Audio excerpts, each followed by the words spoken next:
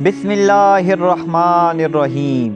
اللہ تبارک و تعالیٰ کے نام سے جو بڑا مہربان اور نہایت رحم کرنے والا ہے۔ پیارے دوستو، اللہ تبارک و تعالیٰ نے انسان کو سب سے خوبصورت اور احسن شکل پر تخلیق فرمایا، اور تخلیق انسانی میں اللہ تبارک و تعالیٰ کی قدرت کے بے شمار جلوے اور نشانیاں ہیں۔ اللہ تبارک و تعالیٰ نے انسانی جسم کو بنا کر اس کو روح سے روشن اور منور کیا اور جسم کے اندر جان داخل کی۔ اب جب تک یہ روح انسانی جسم کے اندر ہے تب تک انسان زندہ ہے۔ جب یہ روح جسم سے نکل جائے گی تو اس وقت انسان مر جاتا ہے، اور ایسا اس وقت ہوتا ہے جب انسان کی عمر ختم ہو جاتی ہے۔ لیکن کیا آپ جانتے ہیں، ہر انسان ایسی بھی زندگی جیتا ہے جس کے اندر وہ روز مرتا ہے اور روز جیتا ہے۔ پیارے دوستو، آج کی اس ویڈیو میں ہم آپ کو اسی زندگی اور موت کے بارے میں بتائیں گے کہ کس طرح انسان روز مرتا ہے اور روز زندہ ہوتا ہے۔ کیا آپ جانتے ہیں کہ جب انسان سو جاتا ہے اس کی روح کہاں چلی جاتی ہے، اور انسان خواب کے اندر جو کچھ بھی دیکھتا ہے کیا وہ سچ ہوتا ہے یا جھوٹ؟ اور نیک لوگوں کی روحیں سونے کے بعد کہاں سفر کرتی ہیں، اور برے لوگوں کی روحیں سونے کے بعد کہاں سفر کرتی ہیں؟ پیارے دوستو، ان تمام تر سوالات کے جوابات قرآن و حدیث کی روشنی میں آج کی اس ویڈیو میں ہم آپ کو بتائیں گے، لہٰذا آپ سے گزارش ہے کہ ہماری اس ویڈیو کو اینڈ تک ضرور دیکھیے گا۔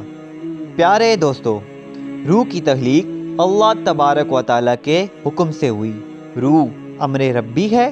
جس طرح دنیا میں انسانی جسم کا لباس کپڑے ہیں، اسی طرح اللہ تبارک و تعالیٰ نے روح کا لباس انسانی جسم کو بنایا ہے۔ اس وجہ سے جب جسم سے روح نکل جاتی ہے تو جسم بیکار ہو جاتا ہے۔ پیارے دوستو، روح دو طرح کی ہوتی ہے، ایک نیک جو کہ نیک عمل کرتی ہے، اور دوسری بدکار اور گنہگار روح جو کہ برے عمل کرتی ہے۔ انسان کو جو بھی خواب آتے ہیں یا وہ خواب میں جہاں کہیں بھی جاتا ہے، اس میں انسان کی سوچ اور اعمال کا دخل ہوتا ہے۔ اگر نیک روح ہو تو اس کو خواب ہی نیک آتے ہیں، اور اس کو خواب کے اندر نیک لوگوں کی زیارت ہوتی ہے، جیسا کہ ہمارے پیارے نبی حضرت محمد صلی اللہ علیہ وسلم کا دیدار ہونا، یا صحابہ کرام کا، یا پھر اولیاء کرام کی زیارت نصیب ہونا۔ اور اسی طرح نیک روح جب خواب میں کہیں سفر کرتی ہے تو اس کا سفر بھی نیک ہوتا ہے، اور وہ خواب میں نیک چیزوں کو دیکھتی ہے، اور جو بدکار روح ہوتی ہے وہ برے لوگوں کی طرف مائل ہوتی ہے۔ ایسی روح پر شیطان کا قبضہ ہوتا ہے۔ ایسے لوگوں کو جو بھی خواب آتے ہیں وہ شیطانی ہوتے ہیں، اور ایسے لوگوں کے خواب قابل قبول نہیں ہوتے۔ پیارے دوستو، جب انسان سو جاتا ہے تو اس کی روح جسم سے نکل جاتی ہے اور سیر کرتی رہتی ہے، لیکن اس کا تعلق جسم سے نہیں ٹوٹتا، اس کا تعلق جسم سے باقی رہتا ہے۔ روح بہت طاقتور ہوتی ہے۔ اگر یہ روح اللہ تبارک و تعالیٰ کی عبادت اور اس کے ذکر کے ذریعے اس کا قرب حاصل کر لے تو روح کے پاس اتنی طاقت ہوتی ہے کہ وہ اپنے جسم کو جہاں چاہے اڑا کر لے جا سکتی ہے، اور یہ معاملہ انسان کی پاکیزگی اور نیک اعمال پر منحصر ہو۔ ایک روایت میں آتا ہے کہ ایک مرتبہ حضرت علی رضی اللہ تعالی عنہ جمعے کی تیاری فرما رہے تھے۔ جب خطبہ شروع ہوا تو حضرت علی رضی اللہ تعالی عنہ نے روح کے بارے میں بیان کرنا شروع کیا۔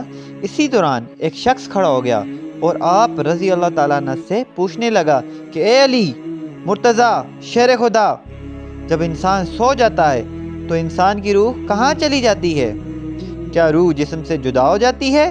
تو حضرت علی رضی اللہ تعالیٰ عنہ نے ارشاد فرمایا کہ تمہارے جسم اور ہر انسان کے جسم میں جو روح اللہ تبارک و تعالیٰ نے ڈالی ہے یہ 3 حصوں میں تقسیم ہے۔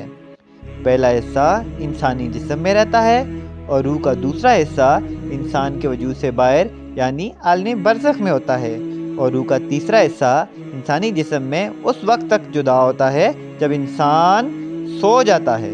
اگر انسان نیک اور اللہ تبارک و تعالیٰ کا فرمانبردار ہوتا ہے تو اس کی روح ایک ایسے عالم میں چلی جاتی ہے جہاں اللہ تبارک و تعالیٰ نے جنات اور انسانی روحوں کے مابین ایک ایسا راستہ بنایا ہے کہ یہ نیک روح جب اس مقام پر پہنچ جاتی ہیں تو اس وقت انسان کو خواب آنے لگتے ہیں۔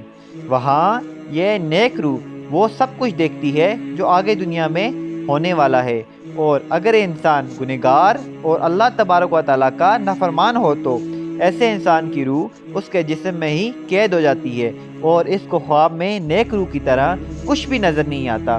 اور اگر انسان نیک اور اللہ تبارک و تعالیٰ کا فرمانبردار ہوتا ہے تو اللہ تبارک و تعالیٰ ایسے انسان کو ایک خاص علم عطا فرماتے ہیں کہ اس علم کے اندر ایسی طاقت ہوتی ہے کہ انسان جب چاہے جہاں چاہے کہیں بھی جا سکتا ہے۔